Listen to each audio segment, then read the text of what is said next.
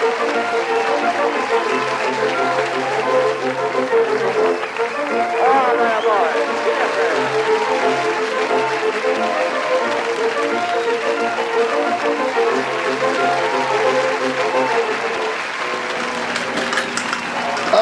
evening and welcome.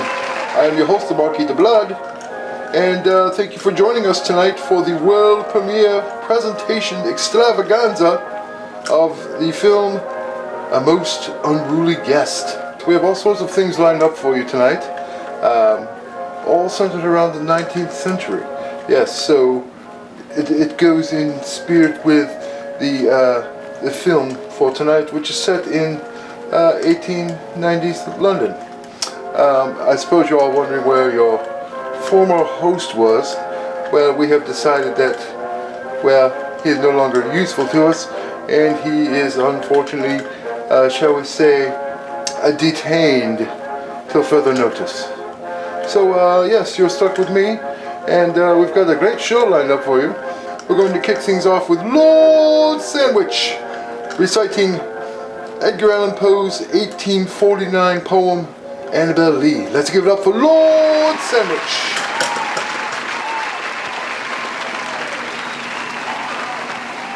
It was many and many a year ago, in a kingdom by the sea, that a maiden there lived whom you may know by the name of Annabel Lee. And this maiden, she lived with no other thought than to love and be loved by me. I was a child and she was a child in this kingdom by the sea, but we loved with a love that was more than love, I and my Annabel Lee, with a love that the winged seraphs of heaven coveted her and me. And this was the reason that long ago in this kingdom by the sea, a wind blew out of a cloud, chilling my beautiful Annabel Lee.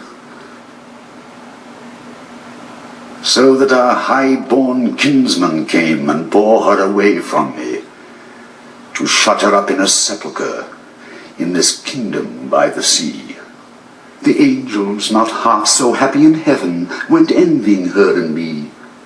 Yes, that was the reason, as all men know in this kingdom by the sea, that the wind came out of the cloud by night, chilling and killing my Annabel Lee. But our love, it was stronger by far than the love of those who were older than we, of many far wiser than we. And neither the angels in heaven above, nor the demons down under the sea can ever dissever my soul from the soul of the beautiful Annabel Lee. For the moon never beams without bringing me dreams of the beautiful Annabel Lee. And the stars never rise, but I feel the bright eyes of the beautiful Annabel Lee. And so all the night tide, I lie down by the side of my darling, my life and my bride, in the sepulchre there by the sea, in her tomb by the sounding sea. Ah, now wasn't that amazing? Yes. Nothing sets the tone properly like a good Edgar Allan Poe poem. Now, another popular item in the 19th century was what they called a penny dreadful, which was basically a one-page story that came out on a weekly basis for perhaps, say, a penny. Hence the term penny dreadful. Yes. Our next performer will be performing a song from the television series Penny Dreadful. It is a lovely lullaby entitled A Prayer. 'Cause once this land was heaven on earth, green hills were all you could see. But now it's soot and steel and brick, so it looks more like hell to me. And each day brings more and more suffering, and each night is silence and fear. And I wake to the sound of your voice, but you're not here. Why aren't you here? So now I lay me down to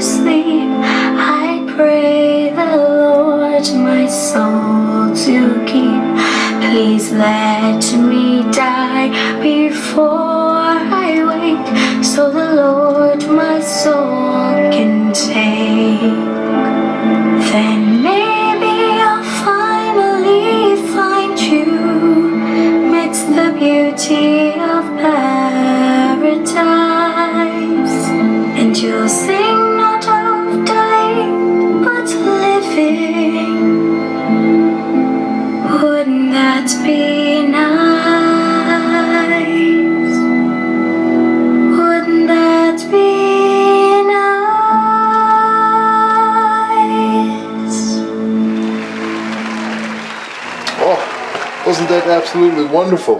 It just brings a tear to my eye. A bloody tear, of course. Oh, gosh, I kill myself. But anyways, I digress. Coming up next is a world premiere for you. It is another short film entitled The Shadow Man. Yes, it is based on the 1847 story by Hans Christian Andersen called The Shadow. This is a short new adaptation, if you will, put on by, of course, the Victorian Players of our cast, and it stars the famous Shadow Man. So yes, sit back, grab your favorite corpse and a pint of blood, and enjoy The Shadow Man.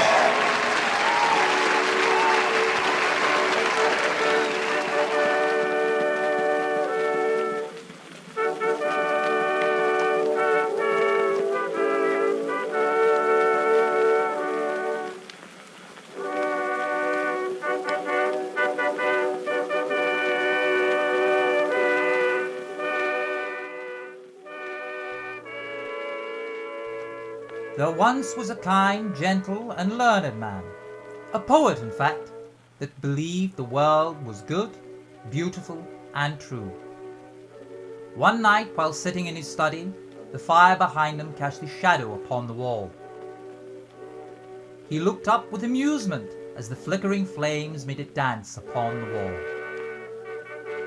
When he stood up, his shadow followed him across the room. He then came to the window, and his shadow disappeared, as if it just climbed right out, disappearing into the blackness. Thinking nothing of it, he turned away and retired for the evening. Days went by, weeks went by, months went by, and he never saw his shadow again. Then one night there was a knock on the door.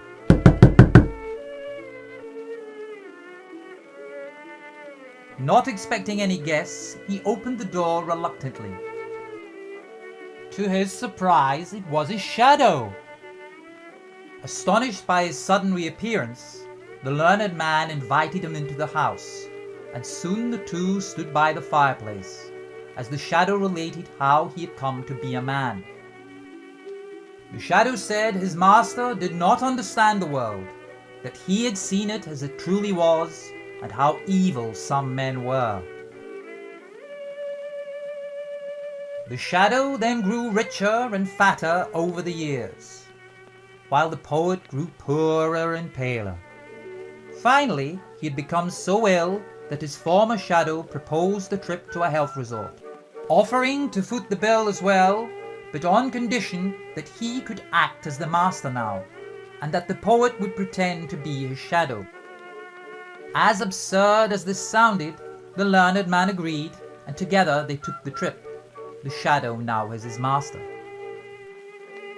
At the resort, the shadow met with a beautiful princess, and they danced and talked with each other each night. The princess fell in love with him, and soon they were to be wed.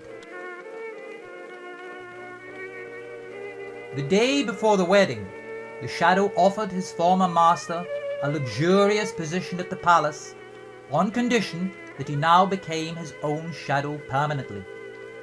The learned man refused and threatened to tell the princess the truth about the shadow, but the shadow had him arrested, claiming the man had gone mad.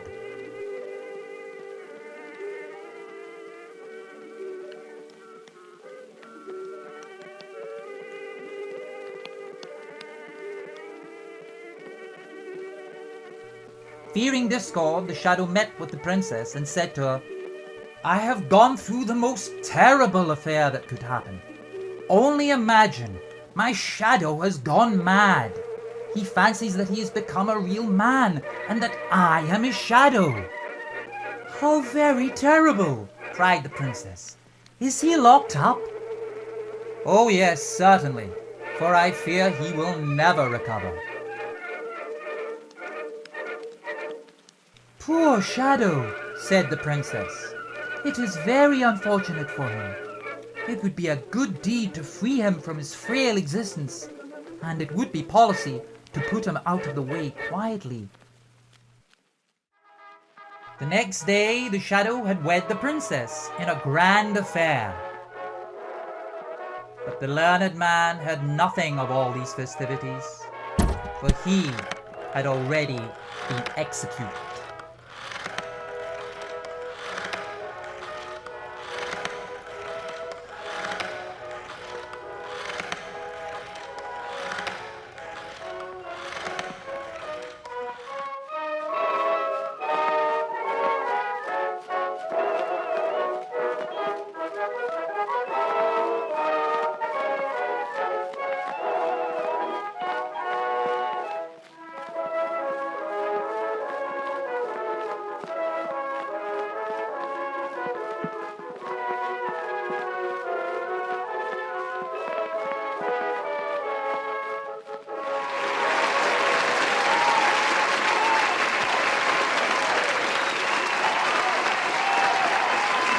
Welcome back. Wasn't that a fun and depressing little film? Woo, I tell you. But, moving on. Our next performer shall be performing a song based on the 1872 short story about a vampire. Yes, it is quite exciting. Nosferatu, what are you doing here? You had mentioned a vampire. I am here to perform for you tonight. Yes, no. We're not talking about you. You came out much later. We're talking about Camilla, the female vampire. Blood, that. What am I going to do now? Just sit back and enjoy the show like everyone else. Now go on, get out of here. This is my time. Go on. Blood, I will come back for you later. Blood. People, I tell you. No respect these days, just show up whenever they want, do what they want. Anyways, but I digress. So our next performer, Lucy, will be singing a song about the 1872 vampire Camilla. So let's give it up for Lucy.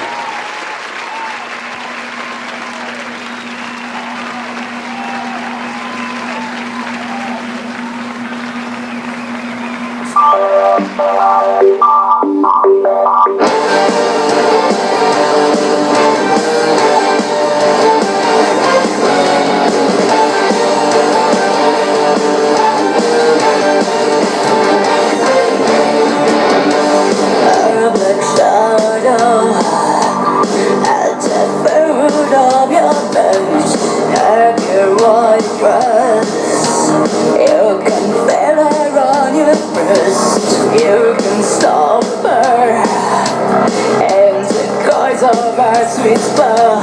You can feel her. She's so close to your heart.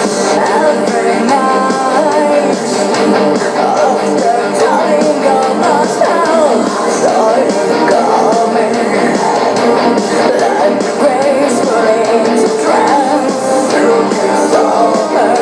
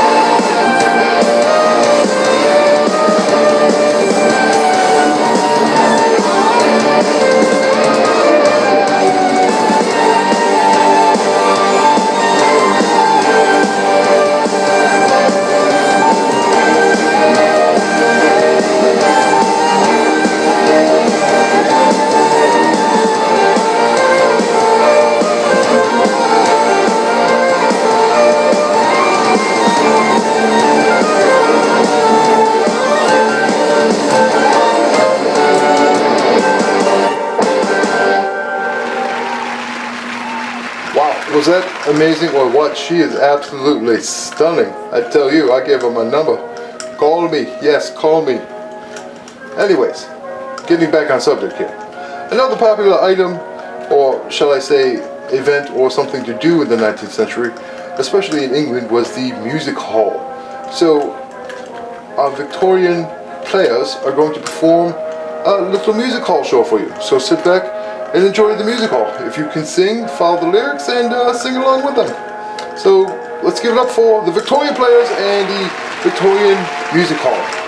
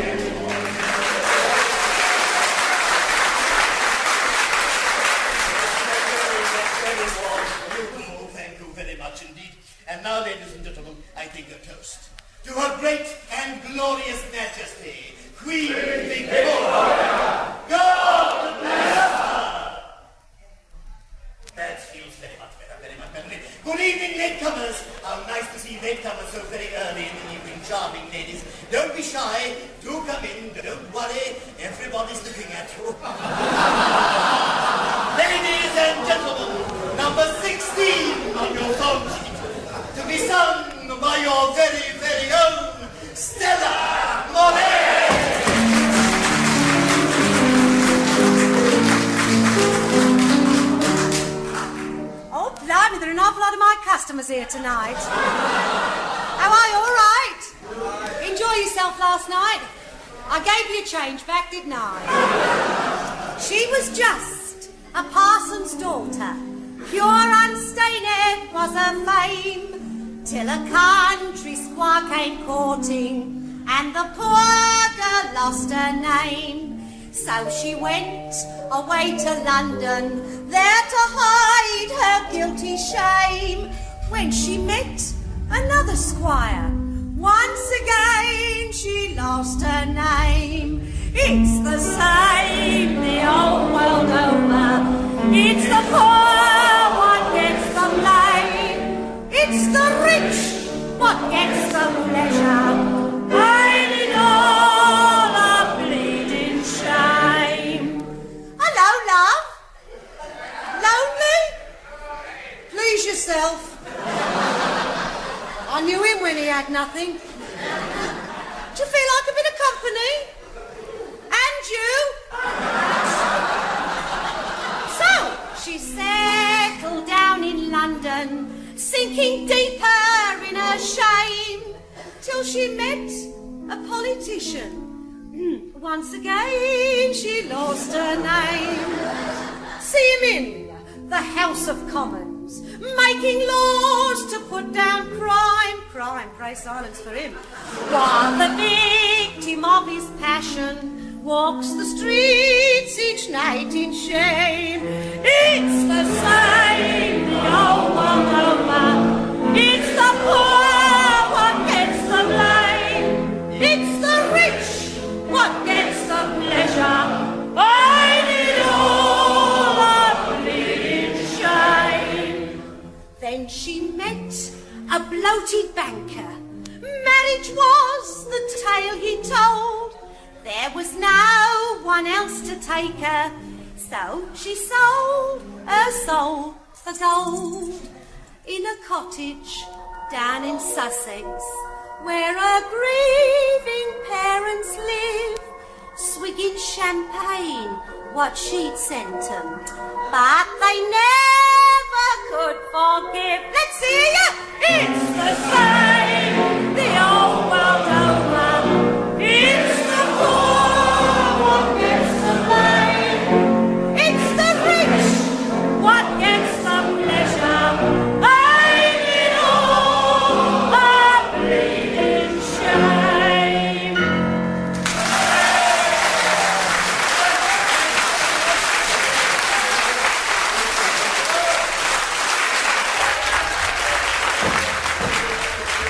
On with the program, ladies and gentlemen, with a number in which we remember the longing of the town dweller for the countryside. Singing tonight the houses in between, we have the lion comique of the joys, your own Mr. Morris Browning.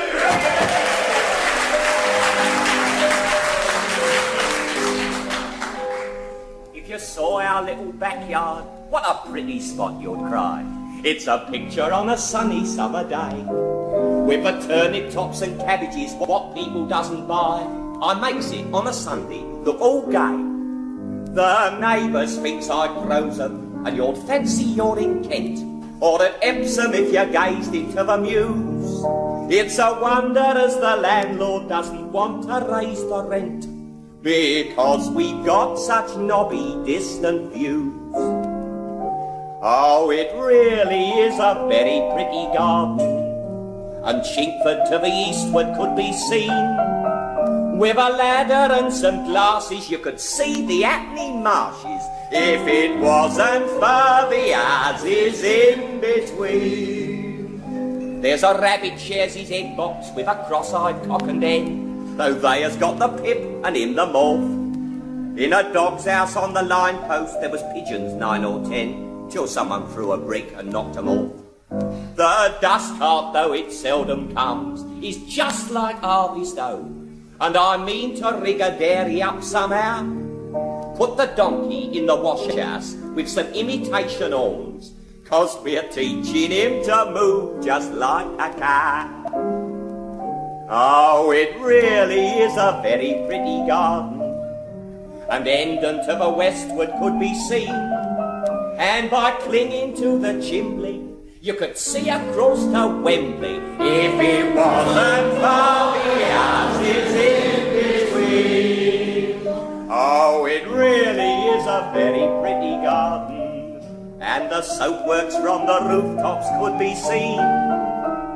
If I had a rope and pulley, I'd enjoy the breeze more fully, if it wasn't for the houses in between.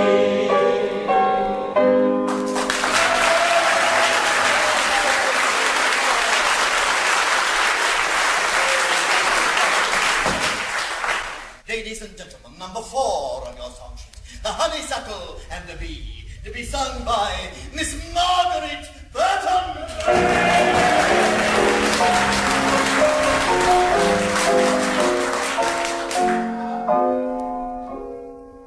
On a summer afternoon, where the honeysuckles bloom, and all nature seemed at rest, 'neath a little rustic bar, 'mid the perfume of the floor, a maiden sat with one she loved the best.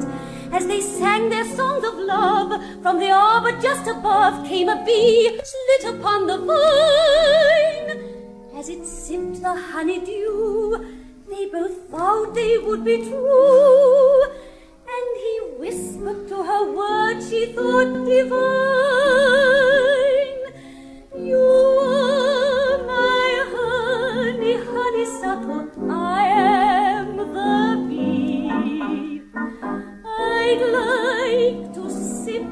the honey sweet from those red lips you see. I love you dearly, dearly, and I want you to love me. You are my honey, honeysuckle, I am the bee. You are my honey, honeysuckle, I am the bee. I like to sip the honey sweet from those red lips you see. I love you dearly, dearly, and I want you to love me. You are my honey, honeysuckle, I am the bee. You are my honey, honeysuckle,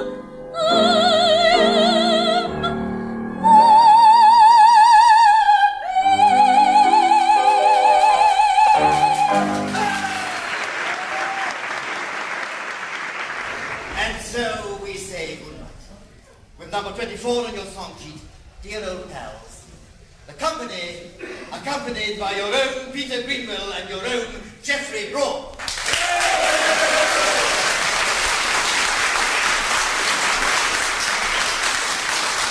At this time, ladies and gentlemen, chiefly yourselves!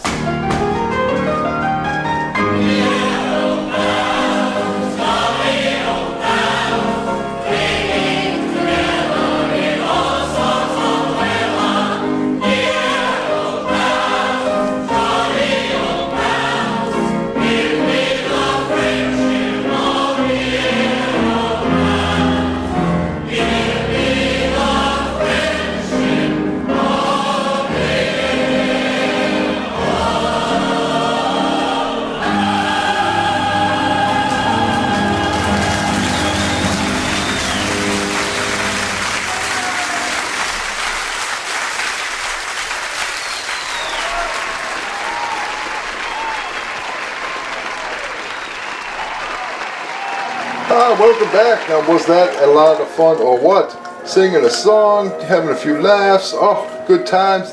Those Victorians really knew how to party. But the moment you have all been waiting for, it is time for the world premiere presentation of a most unruly guest. So sit back, grab your favorite corpse and a pint of blood, and enjoy the most unruly guest.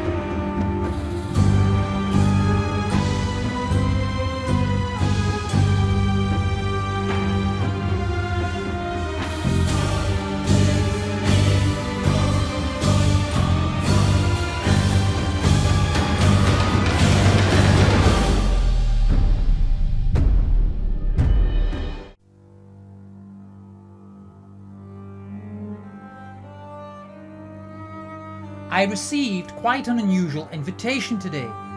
It was for a peculiar event being held at Lord Bentley's residence tomorrow evening. A mummy unwrapping. Eager and curious as to what Lord Bentley had in store, I quickly wrapped up any prior engagements, boarded a carriage, and proceeded straight to his manor, to which upon my arrival I was greeted by my most gracious and delighted host. Frederick, my dear boy, please come in. I've been expecting you. Allow me to take your coat, Lord Bentley said as he greeted me. Thank you for your kindness, I replied. I cannot stay long. I have some business to attend to later this afternoon, but I will be returning tomorrow evening for your most unusual affair. So it is that my curiosity has gotten the better of me, and I could not wait another day to find out what this occasion is all about. Ah, yes. It is a most exciting event, my boy, Lord Bentley enthusiastically stated. Daddy, who's at the door? A woman's voice cried out as she approached. Frederick, you remember my daughter Eleanor? But of course, how could I forget such a beauty? I said as I took her hand and kissed it. Oh, Frederick, you have such a way with words, she said, blushing. You look ravishing as ever, Eleanor. Your time away has done you wonders.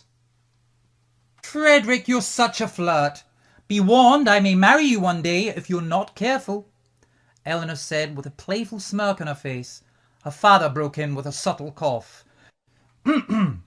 Forgive me, Eleanor. Perhaps we can continue our conversation later. Perhaps, she replied pleasantly as she flitted away up the stairs. Ha! Be mindful, old boy. She means business, Lord Bentley said with a hearty laugh as he patted me on the back. Indeed! Ha! Now, Lord Bentley, I thought you were abroad in Egypt and not due to return for another month. When did you arrive? I asked him. Now, please call me Reginald. I've known you long enough so we can drop the formalities. We returned nearly a week ago, but that is neither here nor there. What is important is what I brought back with us, Lord Bentley stated, as he turned and began to walk away.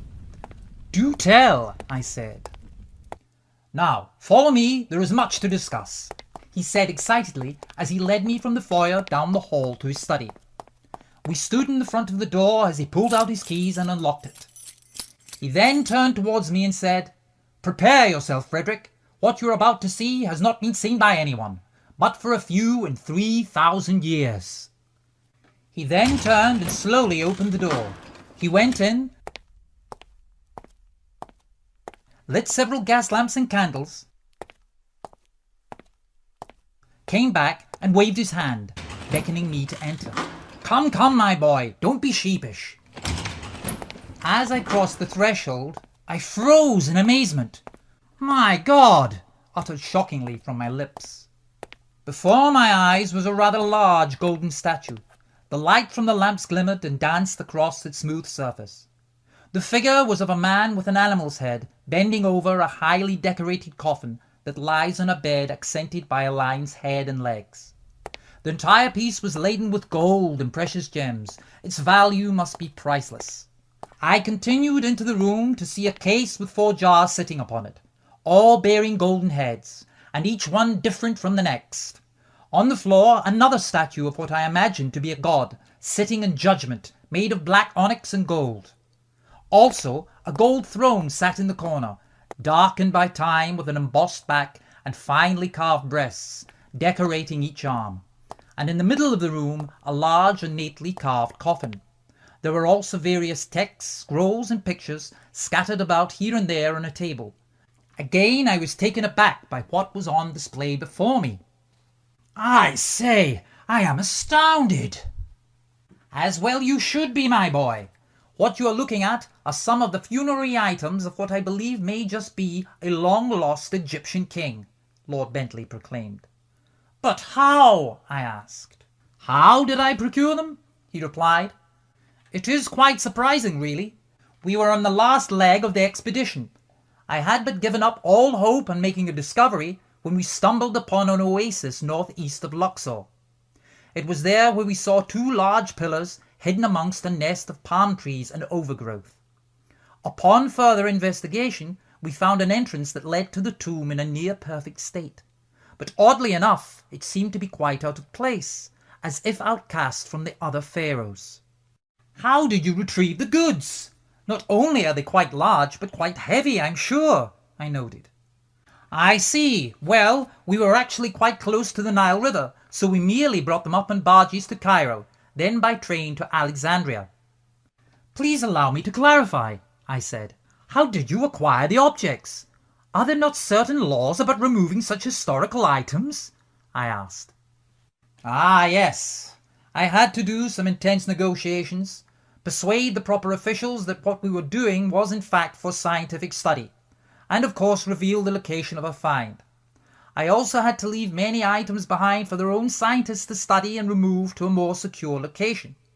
But as this is an unknown king, or what I am led to believe, I was able to take these items on my oath and a rather hefty fee of several £1,000s, on a promise to reveal and share my findings after further study.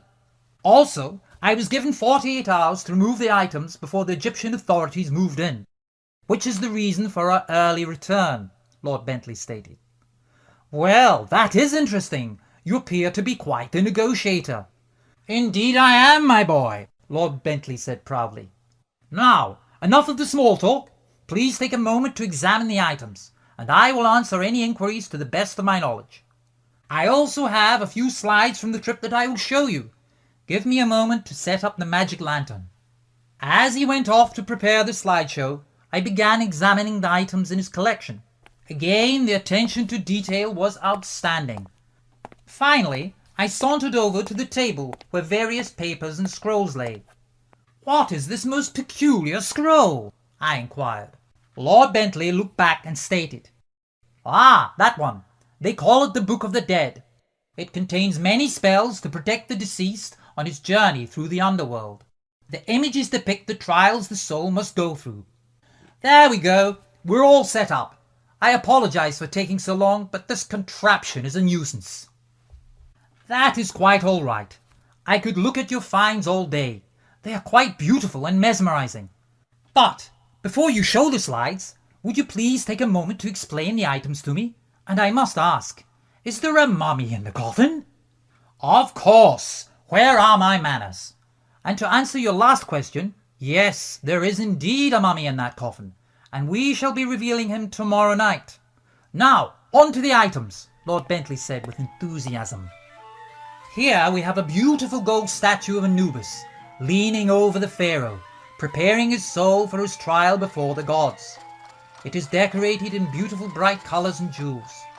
These canopic jars, as they are called, contain the viscera of their owner for the afterlife.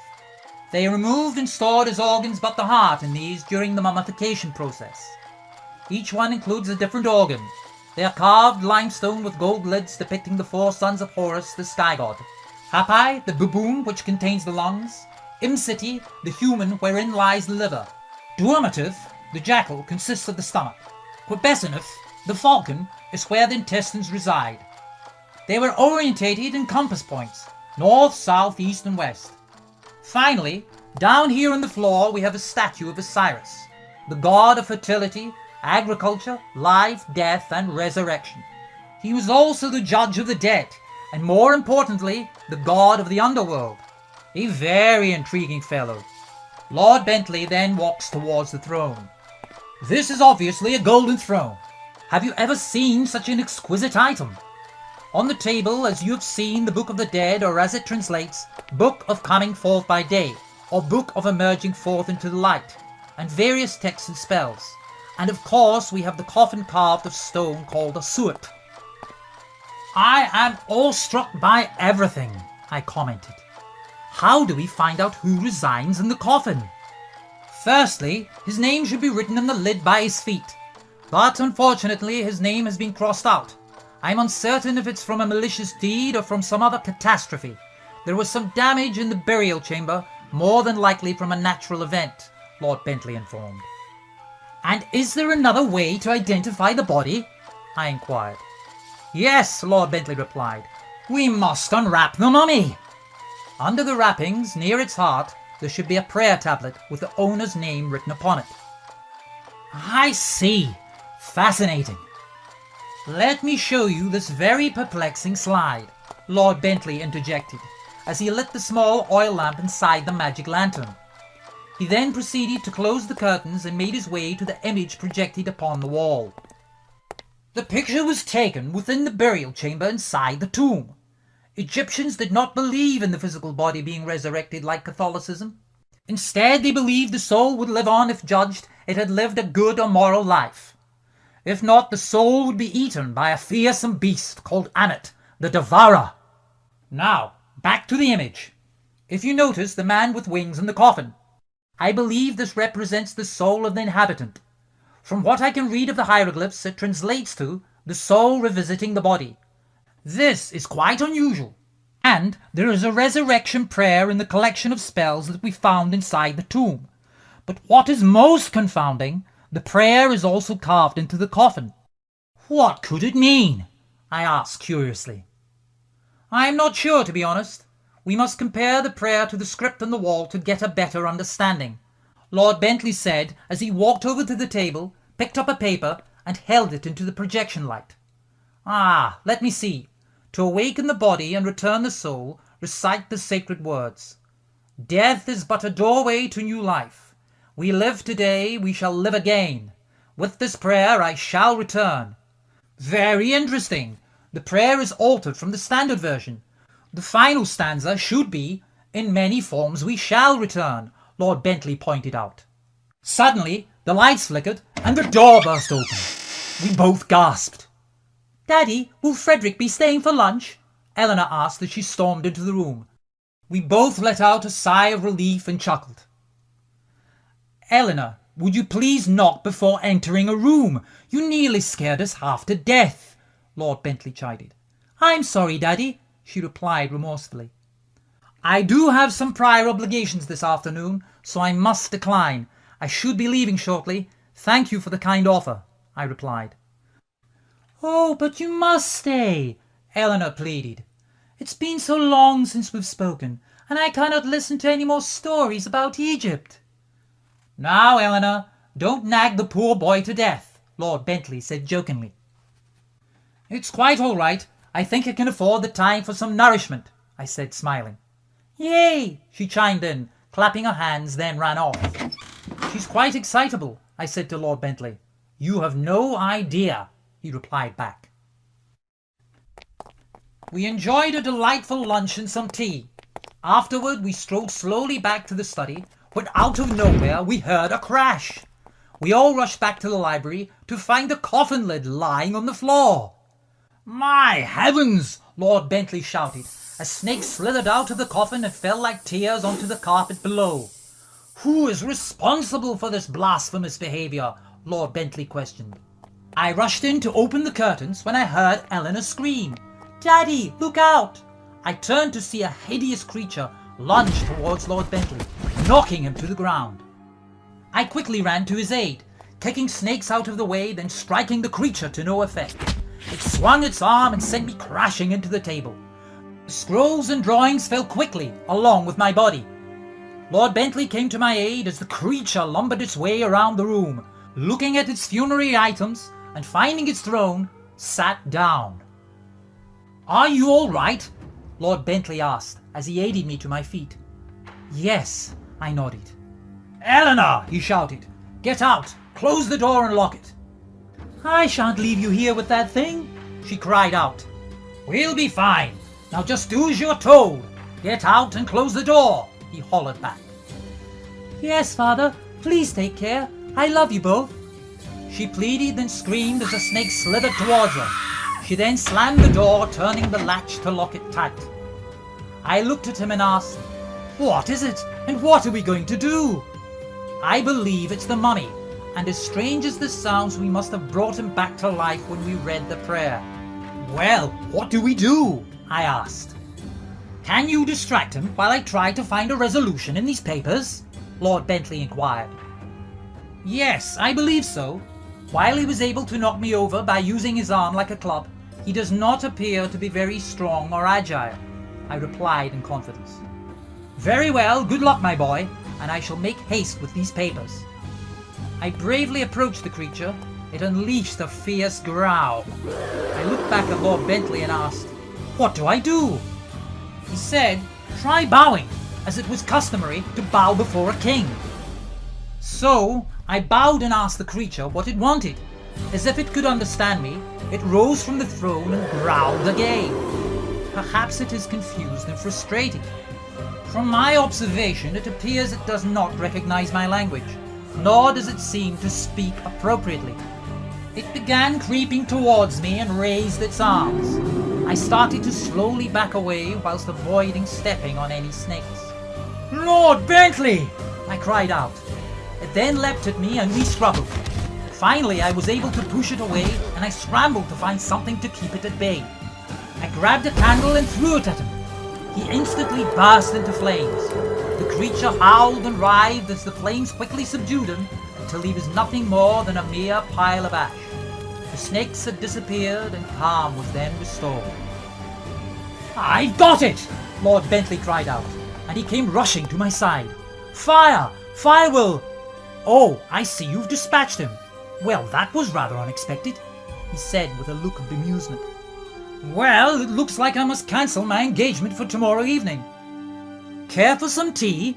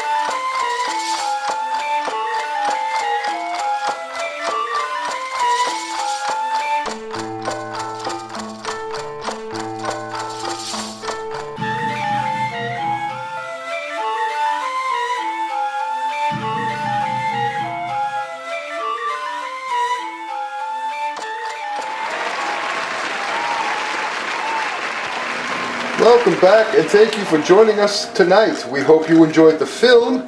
Was that a lot of fun or what? Especially that ending, that whole bam, bam, it was crazy. It was crazy, and a lot of fun. And I hope you enjoyed it. We hope you enjoyed it.